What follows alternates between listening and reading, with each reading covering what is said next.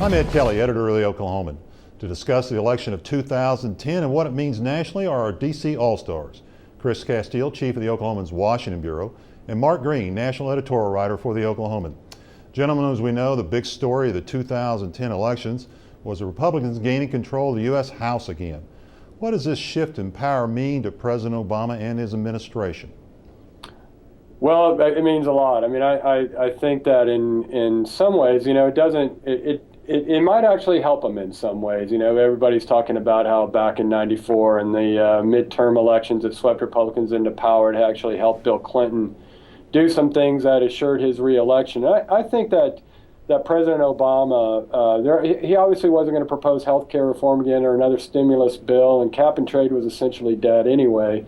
I think that he really was going to try to focus on the deficit and the economy in the next 2 years anyway. And so now what he's got, I think, is a Congress that will be more amenable to the kind of cuts that are going to be necessary to be meaningful. If you had a liberal House leadership, fighting Obama over, the kind of spending cuts that are necessary to bring the deficit down, then he was going to be hamstrung anyway. So now really the talk gets serious about what, obviously the Americans want, which is, much less government spending and, no entitlement programs. And I don't know about the healthcare reform repeal or not. They would have to overcome presidential veto, but there could be some tweaking on that as well.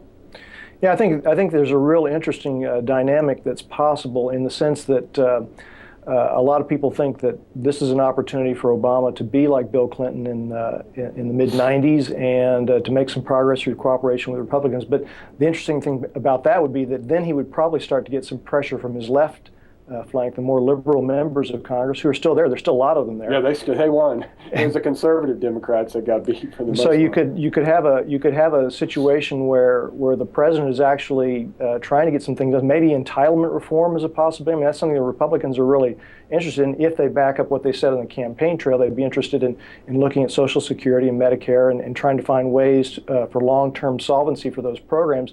And Obama might be willing to go along, except that there's going to be a lot of pushback from the people on his left. Right. As both of you know, one of the big storylines from this year's election cycle was the Tea Party. The Tea Party candidates fared pretty well across the country, with a few exceptions. So what will be the effect the Tea Party movement have in the next 2 years leading up to the 2012 election, do you think? Well, as you say, the Tea Party results, I think, were fairly mixed. You had Rand Paul in Kentucky who won, and Marco Rubio was ostensibly a Tea Partier down in Florida, also won in the Senate race there. But then you had Sharon Angle in Nevada was beaten, and of course Christine O'Donnell in Delaware. Nobody ever gave her much of a chance, and indeed she got thumped pretty good by Chris Coons. But the thing that I would expect is that the movement will, if it's going to remain viable, it'll have to mature a little bit. It'll have to pick its spots a little bit better. Some of the candidates, Angle and O'Donnell in particular, were not great candidates for those races.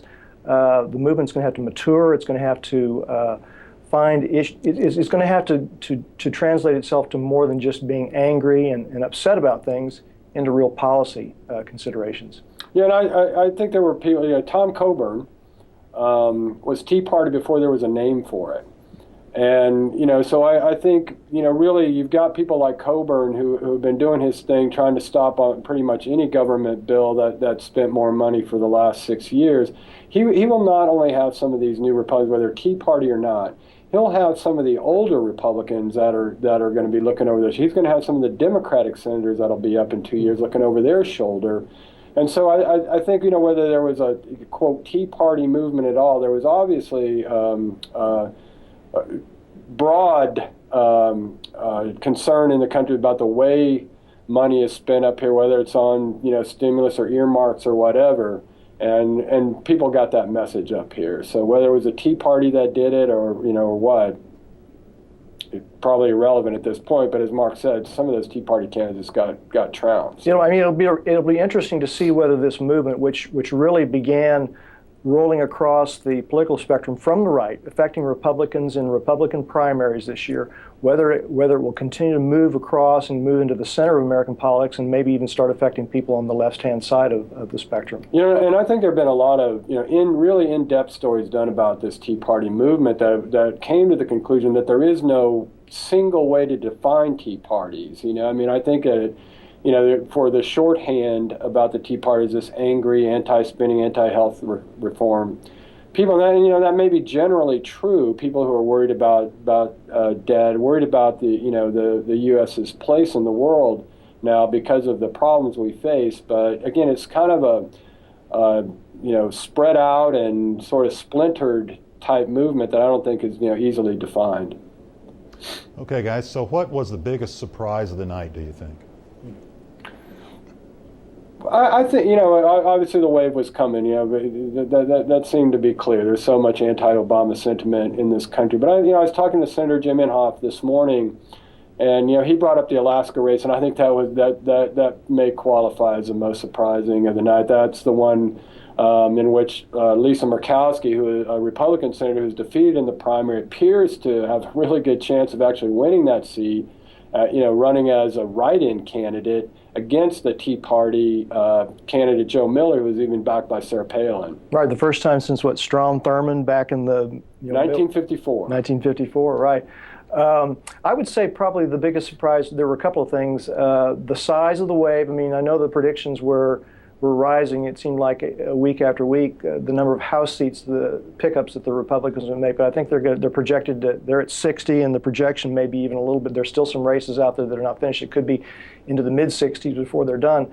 But just some of the Democrats that lost. We were talking about this morning with John Spratt in South Carolina, chairman of the Budget Committee. Ike Skelton. And Ike Skelton in Missouri. A long time, Armed Services Committee chairman in the House.